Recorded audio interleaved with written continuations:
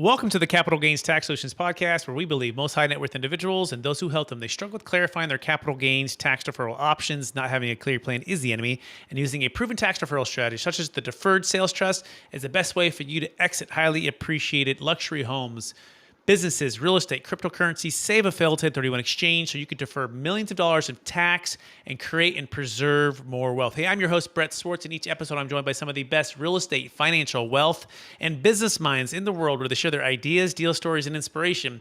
So together we can make complex tax deferral strategies simple and passive income plans achievable. We're also streaming on expertcresecrets.com, which we appreciate all of our listeners there. Hey, I'm excited about our next guest. He's a serial entrepreneur, author, speaker, and inventor and consultant for high-producing real estate agents. I'm master in business strategy, strategic marketing, innovation, differentiation, agent production, selling systems, inside sales agents, and referral generating systems.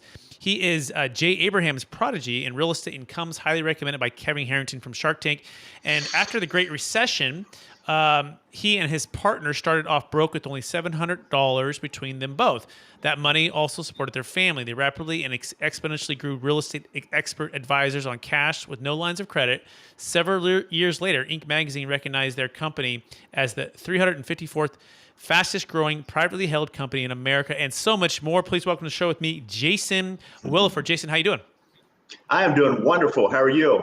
Hey, I'm doing great too. Thanks so much for being on the show. I'm excited to get started, and we're going to be talking all about the ultimate real estate machine and how to build that and how to level up your whatever you're offering to your clients right now as a real estate professional and or as an entrepreneur. But before we go there, Jason, I want our listeners to get to know you a little bit better. So would you give us a little bit more about your story and your current focus? My current story is my fast origin story. I started out in 100% commission sales back in 1999. That's pretty much saved my life. I started out, I've been homeless at one point in my life. I started out in 100% commission sales in 1999. Really came up through the ranks. I've been blessed to have amazing mentors in my life. Those in sales, then those in marketing. I'm blessed to get to work with some of the best business and marketing minds in the world. As you mentioned earlier, Jay Abraham, Kevin Harrington, Ben Gay III, which is Napoleon Hill from Think and Grow Rich. He's known as his last protege. Michael Burnoff, which is one of the best human communication experts in the world, basically with human psychology, human behavior. So I do a lot with him as well. So have a TV show that called Agents on Fire that will be coming out late February. Right now, I'm working with the contestants that on that show. So that's an agent. It's a contestant style reality show where agents are competing for a grand prize at the end of it. So behind the scenes, I've been working with them. Just launched a book November the 30th with Jay Abraham that's called The Ultimate Real Estate Machine. And you mentioned through my bio, which is a long one. I guess I could probably do a better job of narrowing that down a little bit. But in the bio, how did we exponentially grow an Inc. 500 company? We're 354th fastest one year, then 904 the year after that, 1345 the year after that. And it not all of it, but a lot of it was utilizing Jay Abraham's timeless principles. And that's what the book is about, is how we took what we learned from him, applied it to real estate, but also some things that we could do moving forward, because I don't believe that there is a finish line. When you live in the world of optimization, there's never a finish line. So there's always more that you can always do while you're building, expanding, scaling, and growing a business. Excellent. We'll dive into all those secrets. That's really exciting to get into. And I want to take one other step back for you, Jason, help our listeners to get to know you. I want you to go back to your younger days. It could be the high school days. I believe we've all been given certain gifts in this life, and some people call them strengths, some people call them superpowers. I believe they're God-given gifts, and they've been given to us to be a blessing and help to others. So I'm curious, maybe what are those one or two gifts or strengths that you believe you were given, and how does that help how you help and bless people today? I'd have to honestly say my biggest gift that I've been given is adversity, which a lot of people have gone through that adversity and had a way tougher life than I've had. Probably my toughest adversity when I was 8 years old, my dad got sick. I had a nervous breakdown. I used to be embarrassed about that story. I'm not anymore. I use it because he's better now. And but I've used that story to overcome things in my life, and not just that. I have a high school education, which not anything to brag about. I definitely believe in college, but as Jim Rohn said, a formal education can make you a living, but professional development can make you a fortune. Since then, I've invested over $1.1 billion over the last 8 years, my partner and I, in professional development and personal development. So I have a high school education, but then on the other end of the stick, I did learn to invest highly in myself. And I think it really goes back to a book that I read. I think it was with Darren Hardy, the entrepreneur roller coaster, where he did mention in there, and I think it was 10% of your income should go back into your professional development. So I'm just a lifelong learner. I always have been, always will be. Just believe, that we can all always lose money, economic downturns, economic shifts, etc. But you can't lose what you've learned. Fantastic. Absolutely. Love that, Jason. By the way, you can learn more about Jason Williford at platinumrealestatecoaching.com. That's platinumrealestatecoaching.com. So let's dive into the first secret to the ultimate real estate machine. So Jason, what is the first secret to building the ultimate real estate machine? I'd have to say the first secret, or a big secret, and I really go back to, again, people that I learn from. I don't try to make stuff my own. I give credit where credit's due, and I've been through Tony Robbins' Business Mastery, and I think it really just rolls back to what are the three highest dollar producing activity that any entrepreneur can be in, including the people that I help the most, which are high producing real estate agents and team leaders. Number one activity they can be in is strategy, business strategy. Number two is marketing, and number three is innovation.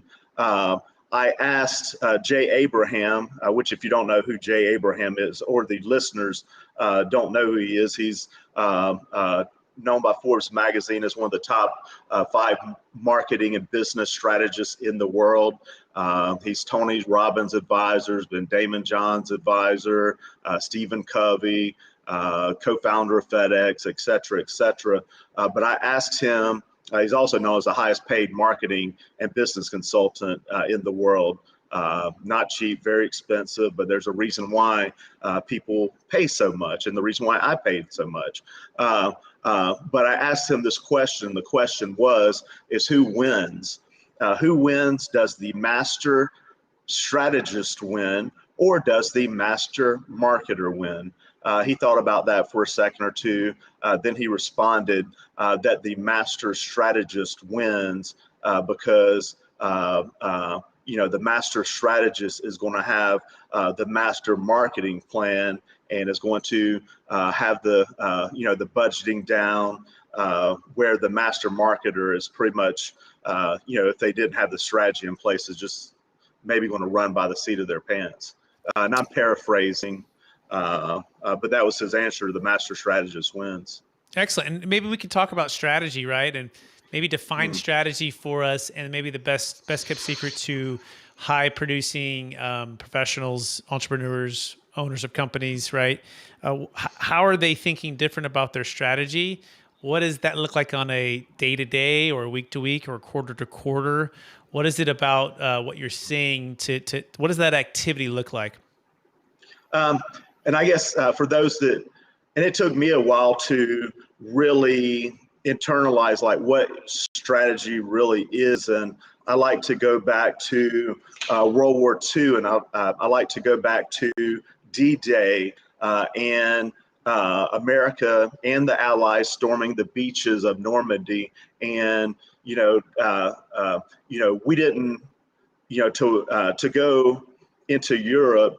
We didn't just say, hey, let's put the boots on the ground and let's just go run at them, and let's go get Hitler.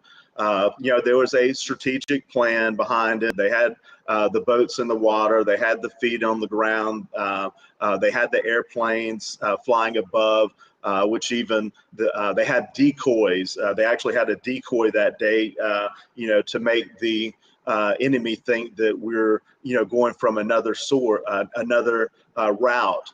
But we had a strategic plan in place, to ultimately win that day.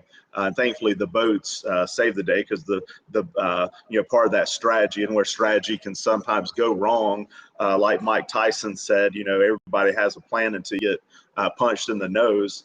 But the bombs missed by 2 miles because it was a foggy day that day. So that's why it's important to have a strategy, but also, what is the next step? If your strategy isn't working out, to be able to pivot off of that strategy, especially like, in COVID, when the COVID crisis hit, and these businesses, didn't know what exactly to do, which none of us did. None of us knew, how long it was going to last, et cetera, et cetera. But to me, what kind of strategy should you have? It should always start out with strategy. Number one, it should always start out within strategy, critical thinking, asking your business the right questions. I have a questionnaire that I did take from Abraham's, and I, with his permission, he gave it to me to repurpose it back into real estate, to where it's a very in-depth questionnaire to kick off strategy, which gets the brain working, gets all that stuff out of your mind and onto paper, which is slowing down to speed up within your business. Then the next step would be putting it on a one-page strategic plan. So everybody, especially at this time of year, usually around late October, November, and if you don't have it yet, I'd highly recommend getting your 2022 strategy laid out before you. So having that annual plan ready to rock and roll, but also having that plan broken down into first quarter, second quarter, third quarter, fourth quarter, which I call 90-day sprints. There's actually a chapter in the book that it goes into. I believe it is chapter, it goes into some of the steps in chapter 11, which innovation and value creation, as far as, creating your actual plan and the step-by-step to do so. Excellent. Absolutely love that. And I love the analogy, and I love the true story. And I've been watching a lot of World War II documentaries over the course of this last year. The one was World War II in colors. It's a really good one. And they talk about exactly that. Yeah, the strategy behind and the planning and the biggest, mass of humanity of wartime effort all towards, Normandy, right? And all just crashing down, and the just how big the stakes were, how high the stakes were for not messing this up, right? And the planning and the time and the energy and just so much of the wealth and the resources and all the men who lost their lives, right? And the people who fought. Yes, sir. And so it's when the stakes are high, right? When the why is big enough, let's just say it's easier to strategize. Would you say that, or kind of give us that? Because why is strategy? It seems so obvious, but it seems like perhaps it's not used as much as it should be used. What are your thoughts on that? because I can go back to myself and just for everybody really quickly, I just have to disclose that I have ADHD out the yin yang. So sometimes I do look away from the camera. Sometimes I close my eyes. When I'm doing so, it allows me to, I've learned that it's a little hack for me. It allows me to shut off my visuals, which is about 70% of what comes into the mind comes in visually. So it allows me to think more clear, but also allows me to at times speak to my subconscious mind to dig in deeper. So that's why I do close my eyes if you're seeing this on video, or look away. Helps me think better. But anyway, on the strategy, why is it important to have a strategy and be strategic? Is if you're not, you're going to run by the seat of your pants. And that ultimately is how businesses go out of business. In my humble opinion, it's not good for longevity. It's not good for sustainability. It's not good for profitability. It's not good for revenue pillars that you have within your business, or that you can have. If you're not being strategic, you're not going to have business breakthroughs like you could. There's even a story that's told in chapter 2 of the book, Unleash Your Inner Creative Breakthrough Genius. And Jay tells the story about a man that walked the planet, and he would, that's what he said, that, hey, I'm going to, collect as much change as I can over this lifetime. And he walked around looking at the ground throughout his lifetime. He'd pick up pennies, pick up dimes, pick up nickels, quarters. He'd put them into a jar. And through a lifetime, you can imagine how much money that he collected.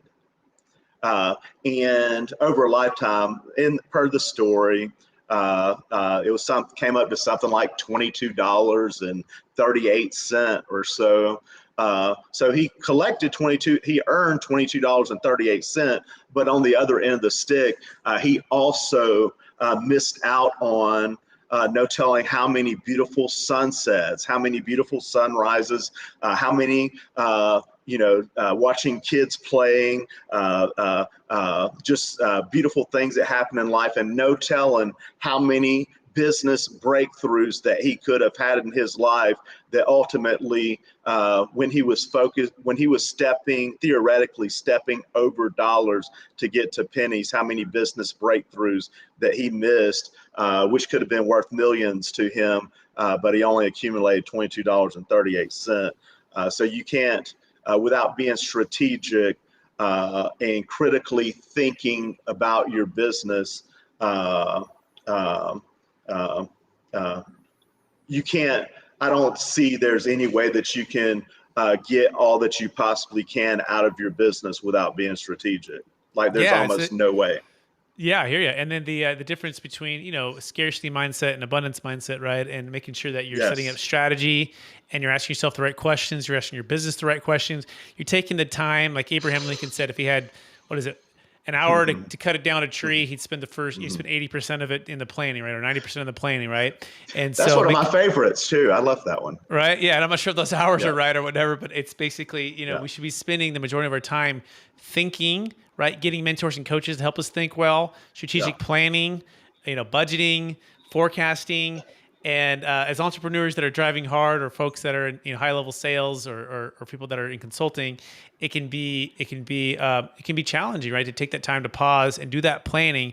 But I like the way you put that, having a one-page strategic plan, but first starting deep, asking yourself the really tough questions, and spending that time and energy to either, we're living in, two ways. We can live in anticipation, right? Which is our goals, strategic planning, and that can pull us in that direction. Or we can live in apprehension, which is not having the strategic plans, not having those goals and those visions, and not reminding ourselves of what we're doing. And otherwise, we're just kind of putting out fires all day. So you can kind of choose where you want to be, but the key is to take that action to get that strategy going right away. Is that a fair summary so far? Absolutely. And not to sound generic, but it's just simply slowing down to speed up. Yeah, it's simple. Slowing down is taking the time and slowing down so you can exponentially just speed up. Mm-hmm. Love that. So, what would be the number one strategy question to ask, or maybe that you're asking yourself for 2022? Is there something that's helped you to think better or deeper on this? Or what would that number one question be right now for our audience, do you think? Can you reframe that question or say it again for me, Yeah, please? like, so if I'm sitting down with you and I'm going, hey, Jason, I'm going Mm, to get my strategy session on, mm. like, what's that one top question or that biggest question, Jason, that's going to be to help me get going? What would that question be if you were coaching someone or helping somebody? Um, I'm not sure if there is one question, but and Albert Einstein said it is uh, uh, any any fool can make things complex, but it takes a real genius to make things simple. And I guess if I have cracked that code to have one question, I'm sure that I can crack that code to have one question. The primary question. But simply is what I'm going to do is get people to start. What I do is get people started on the questionnaire, which is it's actually a shorter questionnaire than I had to fill out just to consult with Jay. It took me 44 hours, 44 total hours of answering this questionnaire, which really what the questionnaire was a lot of critical thinking about the business. Because there's a lot of ideas that came about throughout the answering the question. So that's simply my first step that I'm going to tell someone to do is I'm going to send them the questionnaire and get them to fill the questionnaire out. So really, that's the question. Have you filled out the questionnaire yet, right? From someone who's Yeah, amazing and as there wise you as go. Thank Jay you. Abraham. And it's like, have you Yeah, spent the time and done the work to fill out the questionnaire? That is all about yeah. strategy and helping you to critically think. Is that a fair question? Is that a fair answer? That's a great answer, and that's how I can best help you out is by step number one, taking the time. I strongly believe, like I live here in Miami Beach, I live right on the water, right in South Beach. I believe that environment expands thinking. So that's another thing. I believe in not doing your strategy, your strategic planning in your office. Don't believe in doing it at home. I think it is something that personally you get more benefit out of it from stepping away from your business, from everything, from your family, because it's that's how you're going to be able to provide for your family for just like 2 days, going somewhere beautiful. But that's what you do. You're in the think tank. You're in the content factory, and you're just planning it out. Absolutely love that. So that's great wisdom and great inspiration there too. So, what's the if there was one thing you've learned from Jay Abraham or even Kevin Harrington, right? Like what's one thing that you'd like to share with the audience as it pertains to leadership, marketing, as it pertains to innovation, anything that kind of comes to mind? Yes, which my biased opinion is I love marketing. I've been in over 24,000 hours of sales presentations. So I've developed a skill with being in that many sales presentations through the years. In belly to belly sales, which I wish I had learned earlier. Marketing, because sales is ultimately a function of marketing, and just really becoming a marketer. Like in real estate, there's an over 80% failure rate that a first-year agent will not make it to the second year. And I think the primary reason for that goes back to marketing. And if you don't figure out how to acquire clients, you really don't have a business. And the business isn't going to last long, if you don't always get better at marketing. So that's, what I love to do. And I believe, that all entrepreneurs should always be looking to become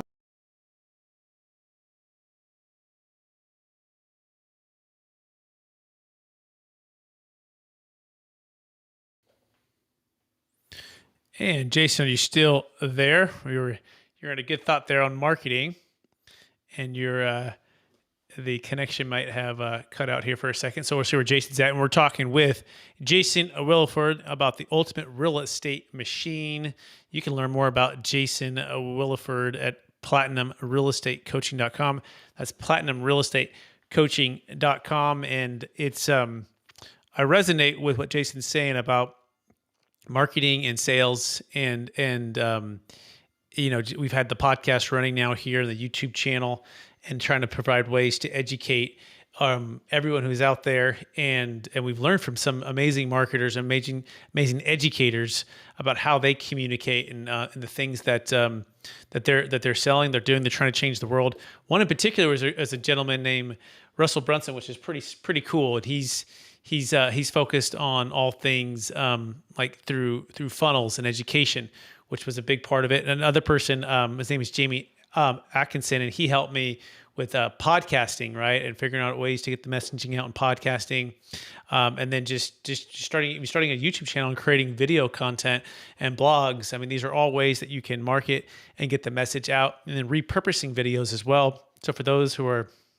real estate professionals or those who are out there in the world of marketing or wanting to level up when it comes to sales and marketing, I highly encourage you to start a podcast, start a YouTube channel, start creating video content, and start to document your journey along the way as well, so that people can really connect with you, and knowing that you've been where they've been, so that you can help them to get where you have achieved or where you've gotten to. So I think Jason is joining us here again right now. Jason, are you back? Did you take a little dip in the ocean? What happened there? 1 second.